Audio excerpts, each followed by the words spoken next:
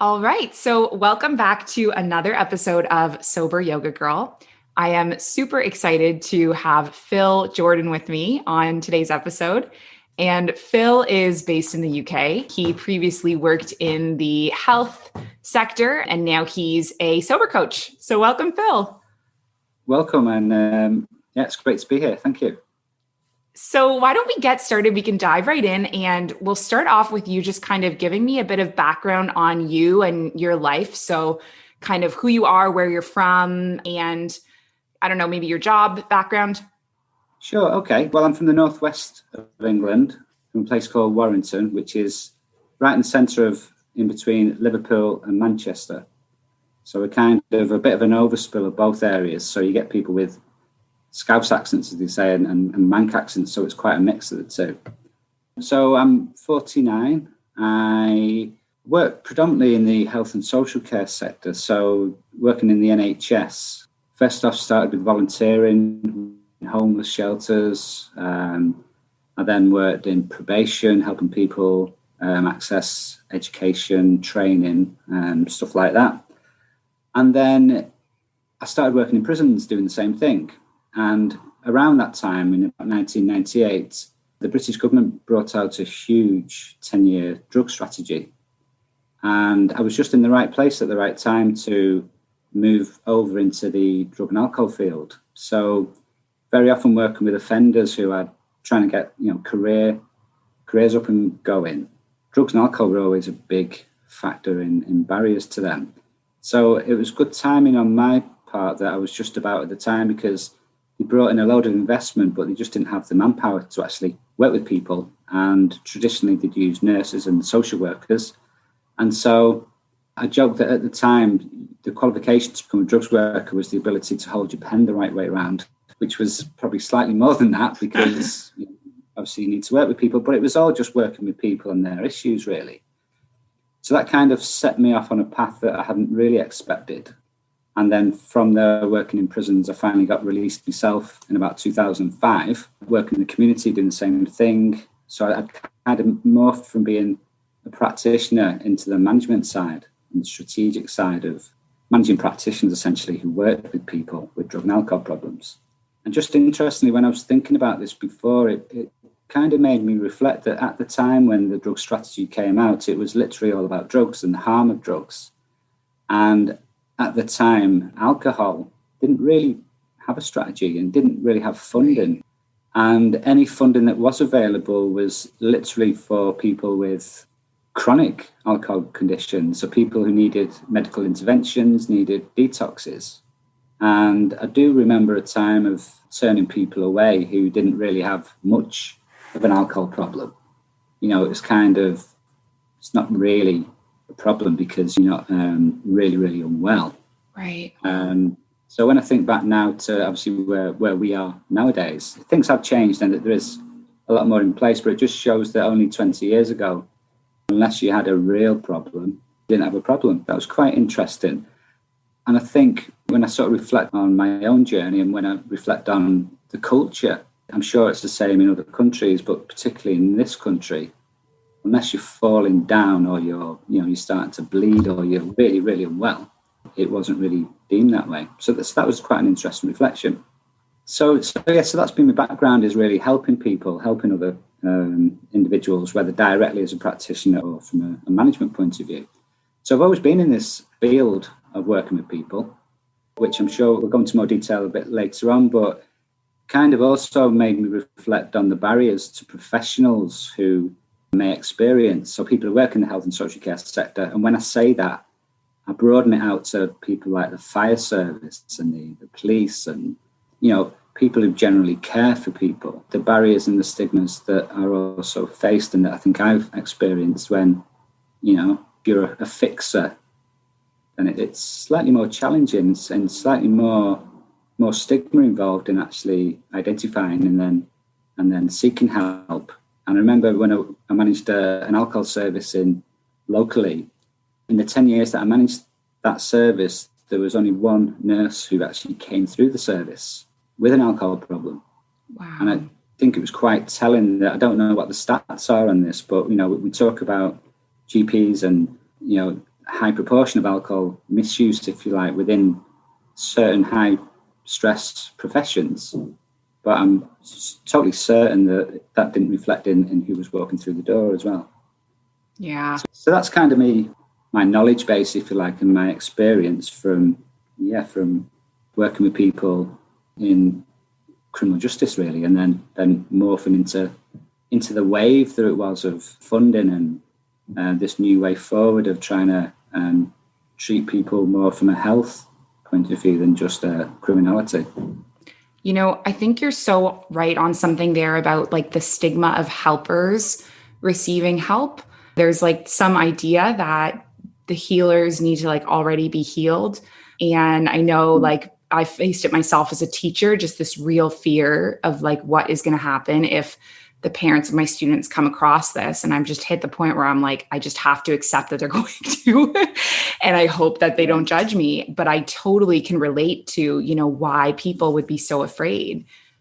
Yeah, and completely. And I've noticed two significant things for me. When I worked in prisons, I didn't realize how institutionalized I was into prison life. And then when I started working in the community, one of the first things I asked people is, who's got keys for the place? You know, what's the locking up procedure? No, I was very much ingrained that way. And it kind of was the same with thinking about someone who's a nurse who's having to, you know, admit to a problem, that there's so many layers to this thing because your identity is as a carer. So there's almost your own internal barriers that say, I should be all right because I'm the professional and this is the patient. So I'm all right, you're not all right. Right. So there's that. But then there's also, I mean, my experience of being a manager in HR is that people are afraid to go to HR to say, you know, they've got policies, don't get me wrong, great policies that say, that encourage, that will support you in things. But there's just still this stigma around how that would look and, you know, how you'd be viewed by your colleagues. And then can you imagine being a nurse who's then having to sit through an assessment with a nurse? Yeah. You know, just all these things that, but I think it initially starts with the notion that, say, a mental health worker, what would they do if they got a mental health problem? You know, it's really hard. And the other thing that I'd learned that came to me when I joined one of the amazingly big alcohol support groups, which I think I met you in there once, twice. I realised after a few months that I was talking like a professional. I was there for help and I was talking like a professional. And I was giving out this advice and almost like patting myself on the back for my knowledge and understanding and knowing what people should be doing. And I really had to, I suppose, with the clarity of getting up to about 50, 60 days, I had to really realise that actually I'm here and I'm one of you. I'm part of this. And I almost had to strip away the ego of being professional. It was great because it was really freeing.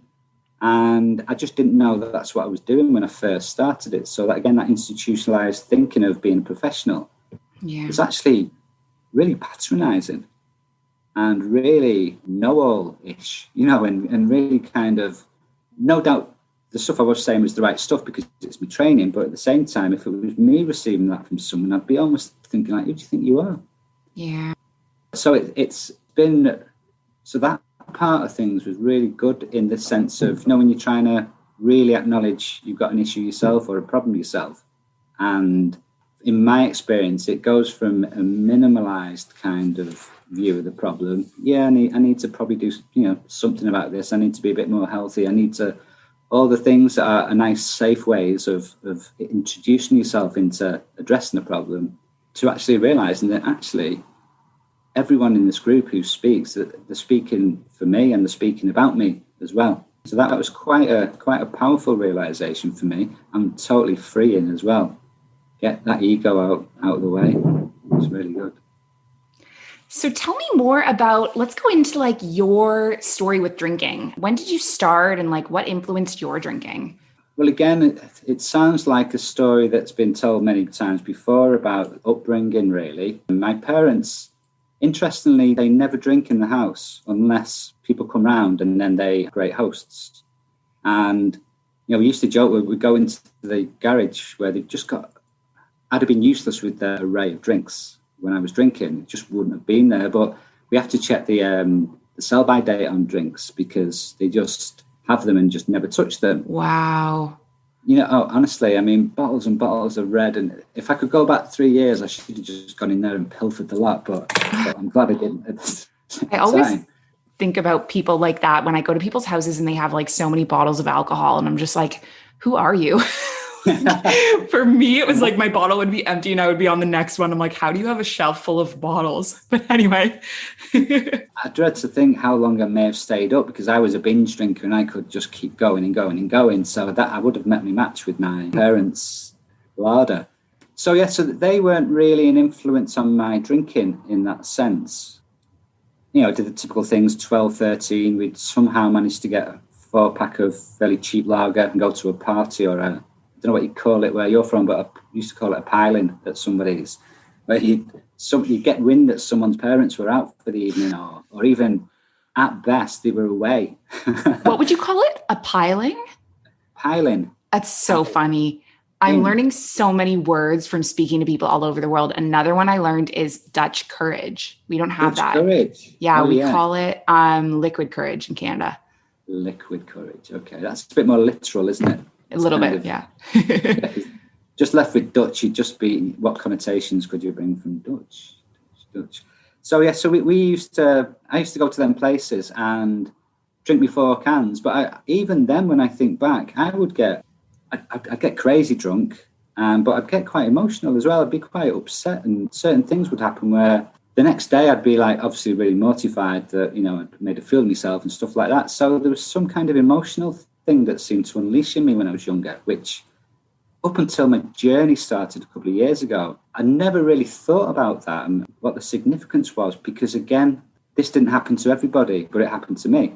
Right. So a bit like where some people don't seem to have a problem with drinking, I did. So it was just something that was unique to me. And, when I thought more about childhood trauma and stuff like that, it kind of fitted in a little bit more. So the alcohol in some ways was releasing something from me, which, you can imagine as a 13, 14-year-old, you don't know what the hell you're going on anyway. And I just thought I just embarrassed myself and I can't handle my drink.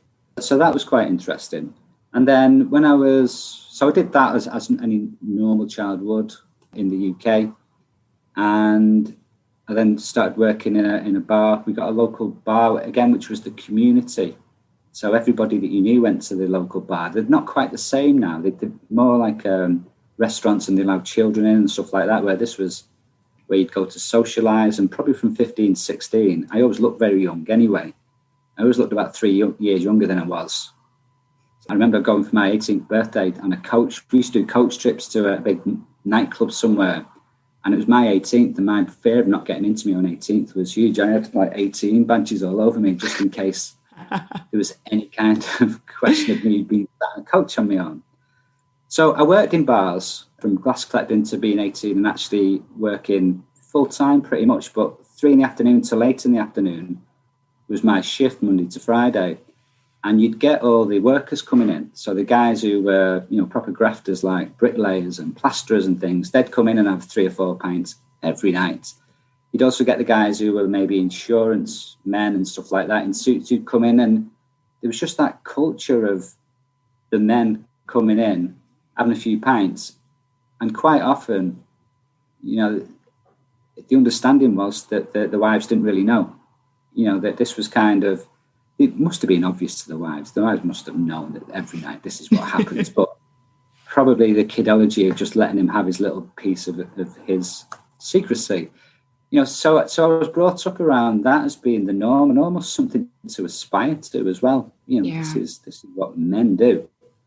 So that was kind of my early introduction to alcohol. And then just, again, probably said many times, everything happens with a drink from then on. Right. I did take a diversion away from alcohol when probably about the same time when I was studying A-levels, which I never got a qualification because I just simply didn't do any work.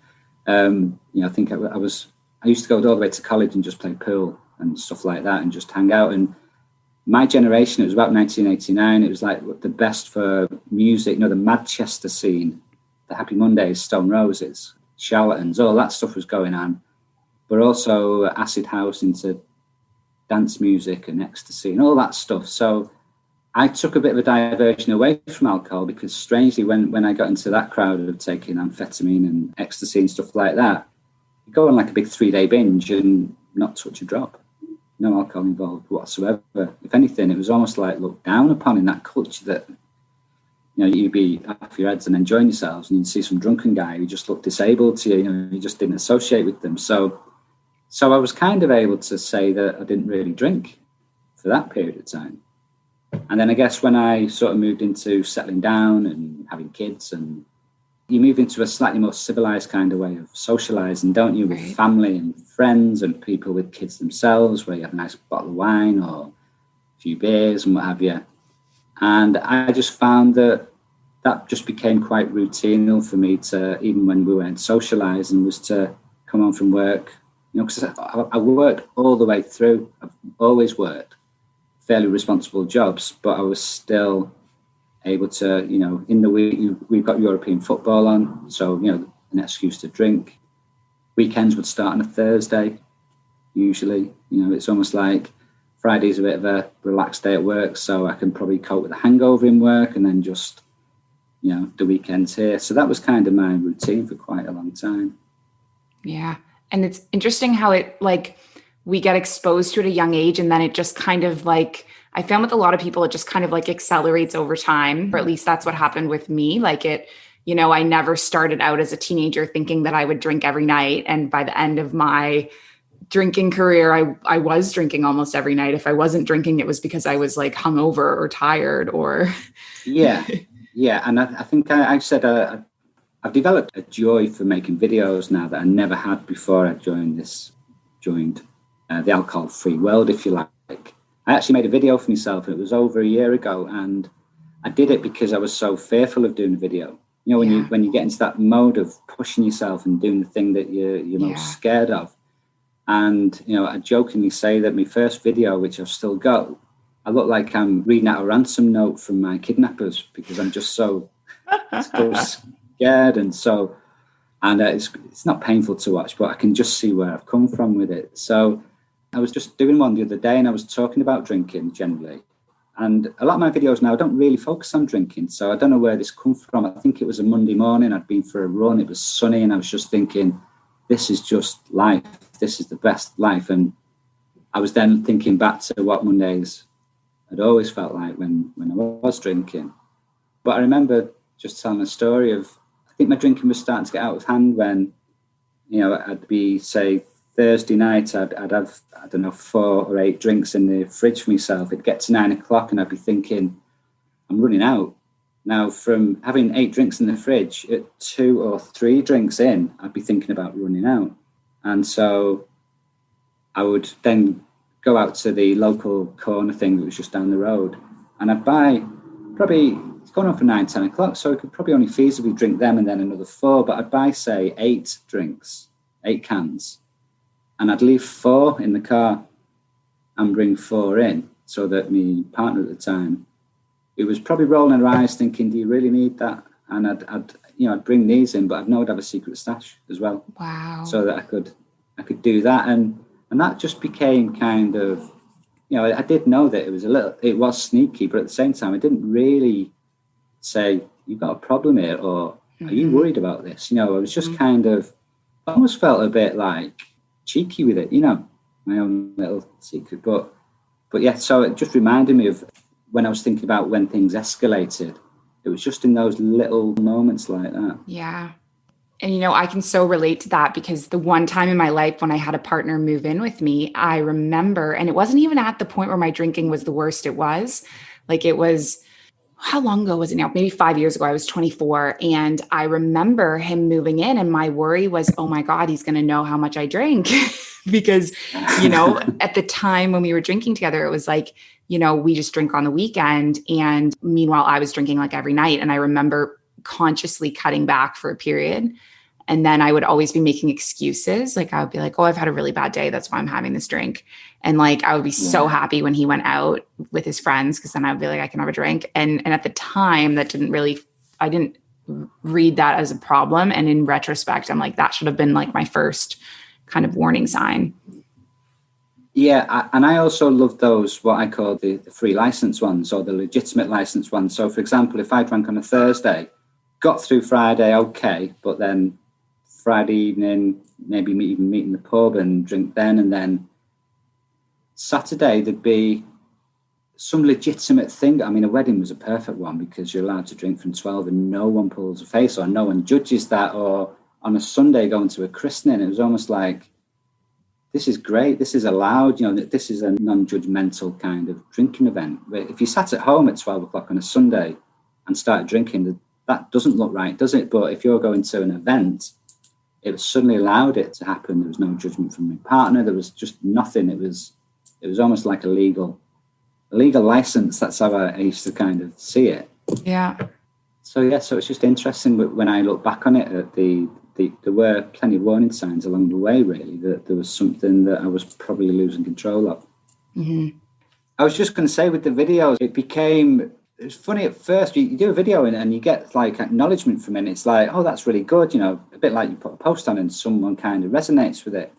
And then going to do another one and not really getting some response. And again, a little bit of ego kicking in and going, this is better than my last one. It's like a band bringing out a new song. And I remember just thinking after a while of doing these videos, what are you getting from these videos yourself? What am I searching for with these? And in the end, it wasn't healthy to do something and then look for praise or that kind of validation. So I then started to do them talking to myself and do them to reflect for myself. And if anything was a response to it or a reaction to it, that was good, but that wasn't the point in doing them. And just interestingly, because I'm starting up my own thing and I'm thinking of content, I've gone back through just to save all my videos, just to look through them to see if there's anything in there that's of value that I can kind of think about again.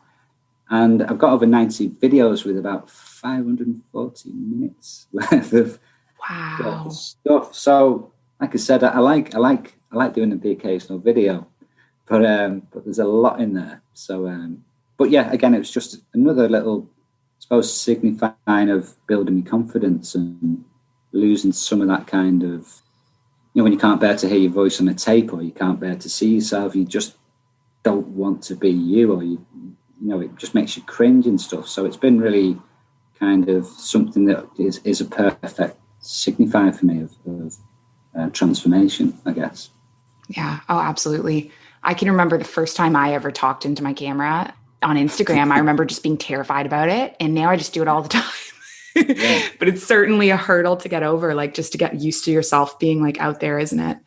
Oh God, yeah. Picking up, in fact, just accepting yourself a bit more, I think, because, we've got our own little funny quirks and our own little things that we do. And it's just kind of, getting past those sort of things that I think is also a little bit aligned with the alcohol journey and self-discovery and acceptance. So I think it's certainly worked for me anyway.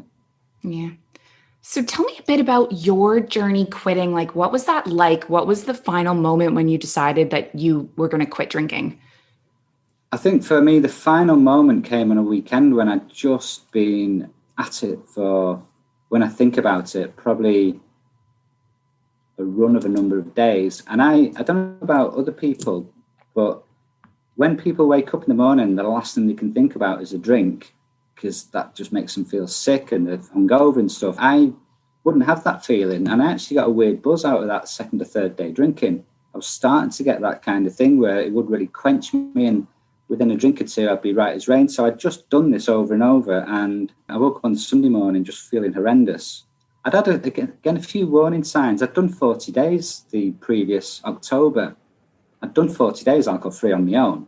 And that was based on somebody saying to me in the August, make some comment about me drinking on a weekend away. Ironically, they were really drunk when they made the comment about it, that I was drinking too much. And stubbornly, I said, it's not a problem, this. I could stop. In fact, I'm going to stop. I'm not going to drink to my birthday now. And that was 40 days away. So I did it. Wow. And it was kind of great in some ways, but at the same time, all it did was prove to me that I was in control of the situation, which meant that I then, the 40th day was my birthday. And then I just went all out and just had a great night and everything, but it just then escalated even more after that. So it worked against me because it told me that I knew what I was doing, I was in control, and actually it wasn't the case. So just another weekend, more regret, more shameful behaviour, just things that I'd wake up and feel awful about myself. It just came to a head that Sunday when I decided that this was it. I'd had the amazing Andy Ramage, who I listened to the podcast, by the way, is absolutely He's so inspiring, isn't he? It was incredible. What a guy. And it was at the time when he was making his little videos in the woods. And oh yeah, I remember that. Yeah, and he just kept popping up, and I was thinking, this guy's insane. He's telling me that it's 6:30 a.m, and he's happy to be alive. And he just kept coming back to me. And I've always said it felt like it was calling me, and it was almost knocking on me and saying, "We're here. We're just waiting for you. Just take your time. When you're ready, we're here." So that's when I signed up. I went straight for the 365. Wow. And that all or nothing kind of mentality anyway, that, if I do a 28, I'll be disappointed that I didn't do a 90. If I do a 90, I'll be disappointed that I didn't do the 365. That was my kind of mentality. So straight for the 365. And just took it from there, really. I wanted to do it for a while. And I don't actually think I consciously said I want to. I just knew it was in me somewhere. Yeah. That I had, there's two people who live local to me. One guy who's about 9 years alcohol free, and one guy who's about 7 or 8 years. I used to see their Facebook pages where they were doing things. They were doing things different. One of them was volunteering in the dog's home. One was going to gigs. He loved his music, and he was going to more gigs than ever. He was living and enjoying himself, and so I'd seen a few people along the way that just part of me was thinking, I want some of that. I want that. So that's what led me into just hitting the button and going for it. And you know what? I think you hit a really good point there, in that a lot of people think that, like, there's a lot of people I know who have done, 30 days, 40 days, whatever, and then they've gone back into drinking, and then they've got at it again. And I think there's this misconception, like, I've failed, or I'm back at it again. And when in reality, I think for no one it's linear. Like, most people have those like start and stops. And I think also I find it really interesting to find out the different ways people tackle it. Some people are like one day at a time, and you're like, nope, 365. I'm in. Yeah. All or nothing. Yeah, absolutely. That was I suppose I'm proud of the fact that I could hold myself accountable to a 365 thing when really I was in the mindset of someone who couldn't trust myself to do one day. So it's kind of a contradictory kind of thing, but I think I was pretty desperate at the time.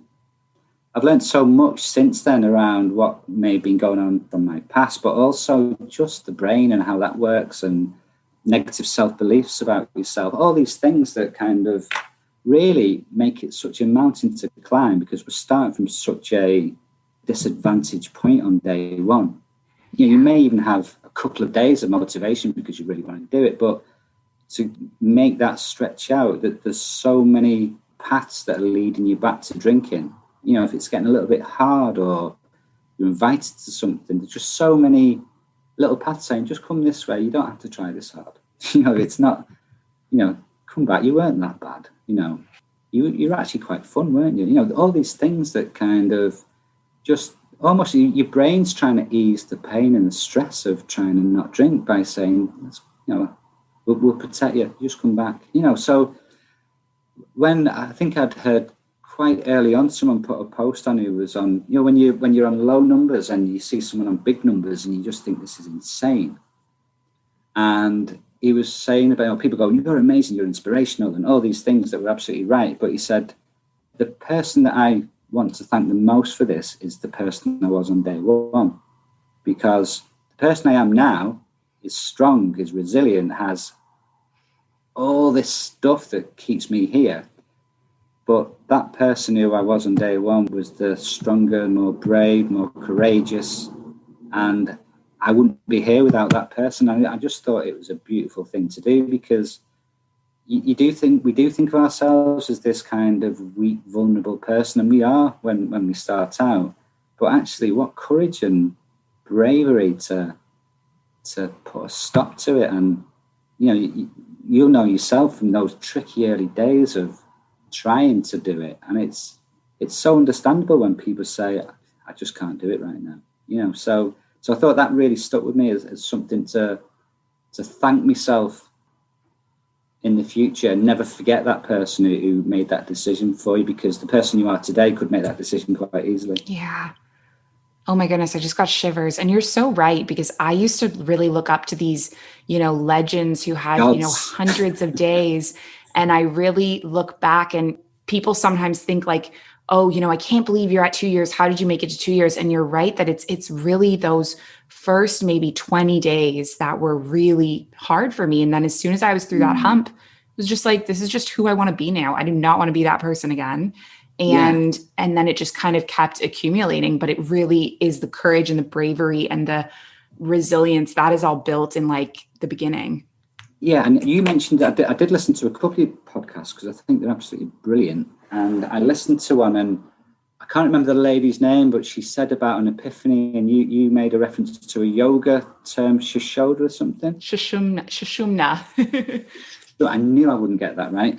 And as I was listening to it, and I remember thinking about mine when I went to a gig in Hyde Park in London. I was 70 days in, and it's one of those that was booked a year before.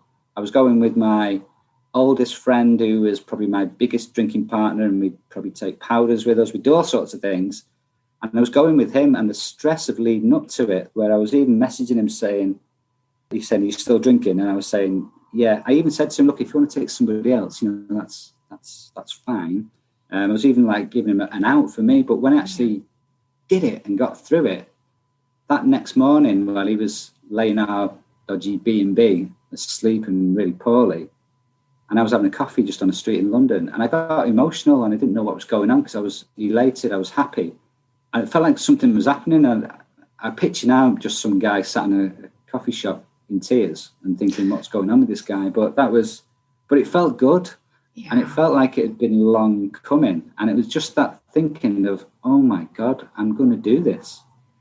And it was that feeling of whatever's been leading up to it, where it's like, God, this is on a knife edge. I just don't know how far I can go and stuff. It was almost like just this calm of, I'm going to do this. And it was just this amazing feeling. And I think that once I got that feeling, it's that suddenly that belief, after so many times letting myself down and so much evidence to say that I fail at things, just to get that belief and that little speckle of it was like being knocked over, and it was really, really powerful. So when I listened to that on your podcast the other day, that's what came back to me. And it's just interesting when you reflect, isn't it, on those key moments. And that came on the back of actually doing something that I didn't think I could do, and didn't believe I could really get through it. I think every time I was going to the bar, I was thinking I'll just have one more alcohol free and then I might have a drink, and I just kept doing that and got through it. So yeah, it's just building up that belief, isn't it? That to the point where I am now and where you are now, where it's not hard to have that belief, is it? Yeah, absolutely. Oh, that was a big theme I talked about when I first quit drinking. People asked me what changed, and it took me a long time to realize what changed was my belief, right? Because for years I was like, I want to quit drinking. I want to drink less. And what changed was the moment when I said, I don't drink anymore. And it really was just, it was like, I say, like believing in my potential to actually follow through. Yeah. It's like the battle's over, isn't it? In some ways. It's not saying it's all plain sailing after that, because life is life, but just suddenly it's almost like it's not even it didn't even feel like winning a battle. It felt like putting down my weapons and walking away. It felt like I don't even want this fight. And it was just so limited. Rachel, who I had, her episode is coming out today. Rachel, she calls it her surrender period. And so that reminded me of that. Just like the period where she's like, okay, I'm surrendering this. This is over. Yeah. Why am I fighting? I don't even want to fight. So it was nice to kind of reflect on that. So tell me about, like, once you became alcohol free, what were the main benefits that you experienced? Well, the obvious ones, I lost nearly 3 stone. I used to love putting my before and afters on because it was just like an inflated version of me, and then this kind of lean person. And all the obvious ones around sleep and exercise. And then wanted to push further. So I've done 3 marathons in the last 12 months. I've done a number of half marathons as well. And usually they're done on the last minute. I'm terrible for organising and planning and stuff like that. Like I did one for me 365 and I decided the night before that I was doing it. And when I was speaking to some of my accountability friends, they were saying, you're supposed to train, you're supposed to plan and diet, but I did it and I failed miserably. I did it, so I didn't fail, I guess, but the last half of it was dreadful. It was awful, but it was like, I don't care, I'm just going to do it. And so I think the benefits of actually, again, that belief of what's possible and what isn't, what do we call impossible? And so there's those sort of things, but then the more deeper inner benefits to me has been around getting to know myself better, getting to understand myself better. I understand a lot more about why I was upset as a child, why I picked relationships that I picked throughout my life. What I was really doing was looking for love, looking for that kind of validation from others and not through myself. So just all these deeper transformational things that I didn't sign up for. When I signed up for 365, I thought I was just replacing my beer with a Diet Coke and then having to cope with being in a drunken situation with all these drunken people and just learn to live with it, which is a dreadful kind of, if that's what the offer is at the end of it, then it's not very appealing. I didn't sign up for all this suddenly inner searching and inner desire to suddenly realize that I don't want to compromise on anything. I want to live the best life I possibly can. This thing about compromise, again, negative self-belief, you've got to compromise, and in a relationship that you're not happy in, that's just how it is. And it's like, no, none of it has to be just how it is. It has to be just how you want it. And that's kind of the biggest thing for me. So I guess that kind of then made me think about what I wanted to do with the rest of my life as well. And again, I don't know about you, but I used to have this 2 worlds going on. I had my secretive alcohol-free world where I'd share my soul and I felt comfortable and accepted and loved and I could give and receive and all this stuff. And then I'd have to turn off the app and then go back to my life with the people who I felt were not really understanding. And these were the people that were my family, friends, loved ones, all these close connections. And then I go back to my new world of people, and I just suddenly started feeling as though this secretiveness of this, it almost feels like the secretiveness of being someone who drinks with a problem, and it's almost like not a shameful thing, but something that I don't know how to share that with the outside world. So I just, along the while, decided that I wanted to turn it inside out, and I wanted this to be my world, and then just find some place for what was my life and world. And of course, what was my life and world, you stop trying to convince them or explain to them who this new person is or what you're doing. You just show them kindness, patience, time, but you don't feel the need to overly explain it. So this is what I've done with mine, is suddenly this is my world now. So rather than just being a part-time thing and then back to the day job, if that makes sense. Yeah.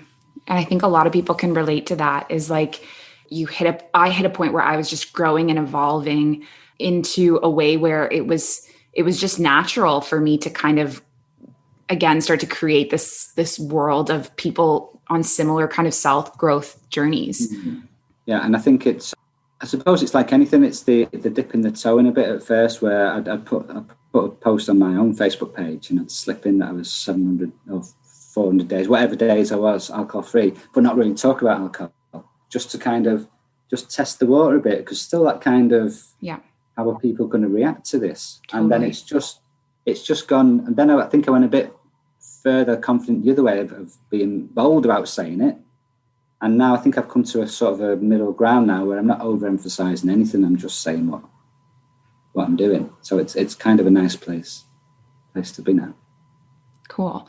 Well, that kind of leads well into the next question. Tell me about your coaching work. What do you do in your coaching practice?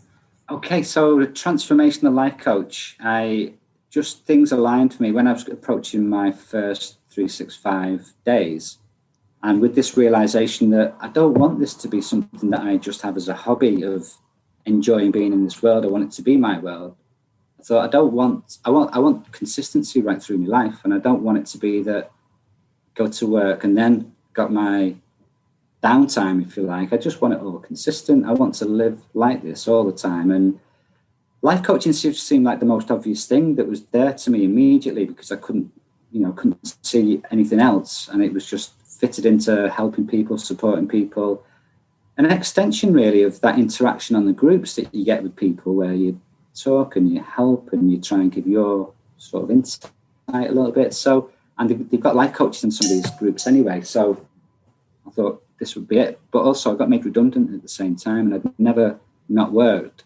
And I got made redundant enough so that I didn't have to work for a year. So it was just the opportunity that was separated. So I sort of started up on my own again. So I just suddenly had everything lined up just so that I could really focus on it. And then when I found the actual course, there was loads of life coaching courses out there, and it's quite a dodgy field in some ways, that everyone's offering you a life coaching course for various prices, and it's not a regulated profession currently, is it? So I really had to make sure that I was choosing wisely. But the one that I did choose really spoke to me, and it's the transformation stuff, and it was the stuff that was going below the surface that really appealed to me.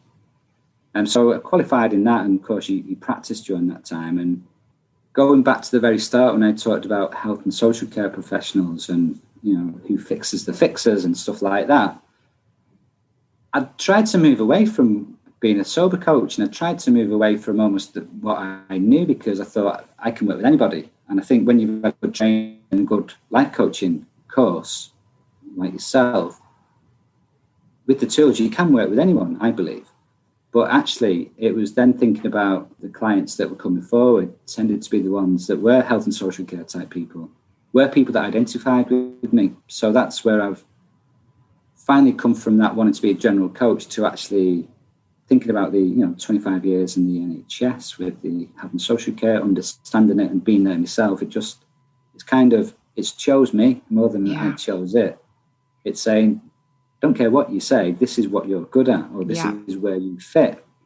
And so I've had to surrender to that and go, do you know what? It makes absolute sense. On my Animas coaching Facebook thing, whenever addiction, I just get thrown in, which is great. And so again, an example of it being chosen, because I've told my story in these kind of arenas and forums.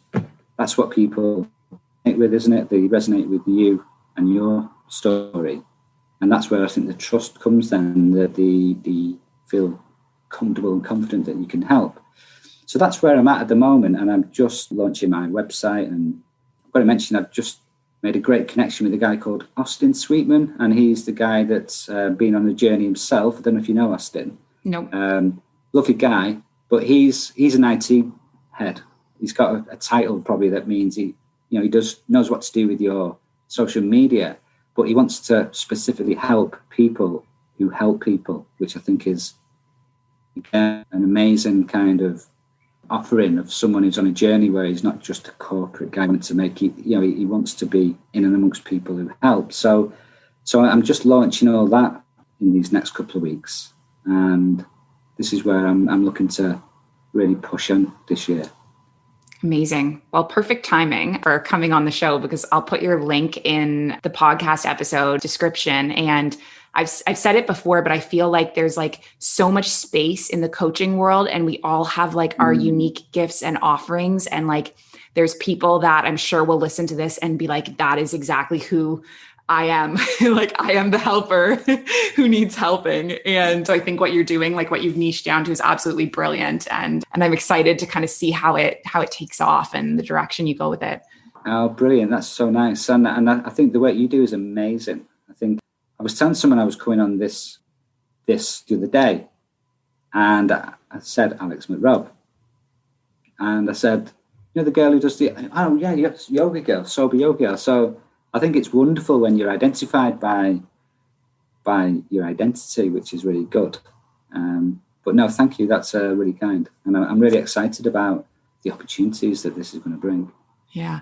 Oh, and it's so funny. The whole sober yoga girl thing, that again was never an identity that I kind of thought for myself. I never even wanted to be a sober coach in the beginning. I was like, I'm a life purpose coach. And then it was like, you're kind of, what you're destined to do almost chooses you, doesn't it? And so I think for a while I was like, I'm a yoga teacher and sober coach. That was my thing for a while. And then I don't even remember when it became sober yoga girl, but then that was it. And I was like, this is it. This is who I am. Absolutely. Absolutely. So the last question I'll ask you, what advice would you give to someone who wants to quit alcohol? Don't.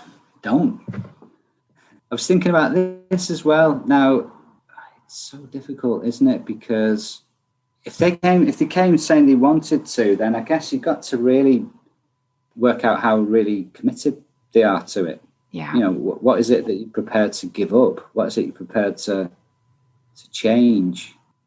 I mean, I do hear about people who find it easy, but in the main, I think it's really, really difficult. And if someone had said to me that you need to be prepared to change your identity, change your personality, change a lot of the things that you like because you won't like them anymore. I used to love going in the pub for 10 hours and watching football back to back. I wouldn't do that now. So if you would be prepared to understand that you could go through quite significant changes, are you prepared for that? Just interestingly, I was thinking about my daughter who's 16, and she talks and she tells me that she doesn't want to drink. And I think there's hope in the fact that there's younger people with maybe learning from us about drinking and culture, but I think there's a real shift in that identity. I think there's a university in the UK where they've got rid of the student union bar and changed it into a coffee bar because not enough students were going in and drinking. Wow. Yeah. And this is kind of all changed. So I think I'm hopeful and optimistic for the future, learn from our mistakes. But yeah, I guess just going back to it, that be prepared. It's going to be really, really hard if someone wants to stop. It's so true. But it's only through so challenge. Rewarding. So rewarding. It's exactly what I was going to say. It's through these challenges that change our direction and, can bring us to completely new path. Yeah, I mean, I'm an encyclopedia of cliches and quotes from the sober world now, and I think it's one where you say about if you want to see your biggest adversary is look in the mirror. It's that sort of thing, isn't it? Yeah. It's just you that you've got to overcome. So true. I love that one. I love a good sober world cliche. Oh, honestly, I'm amazed I haven't come out with so many quotes from different people. I've never had an original idea in my life. I've just got an encyclopedia of other people's great ideas. Yeah, well, we all kind of walk in the footsteps of the people that came before us. Absolutely. So, well, Phil, this was an amazing episode. Thank you so much for coming on the show. And it was really cool to sit down with you and hear your story after we've kind of been in the same alcohol-free circles for a long time now. So this was awesome. Yeah. Thank you so much. Oh, it's been an absolute pleasure. I'm really, really pleased to have been invited. So thank you so much. You're welcome. And we'll see you soon. All right. Take care. Bye, Phil. Bye.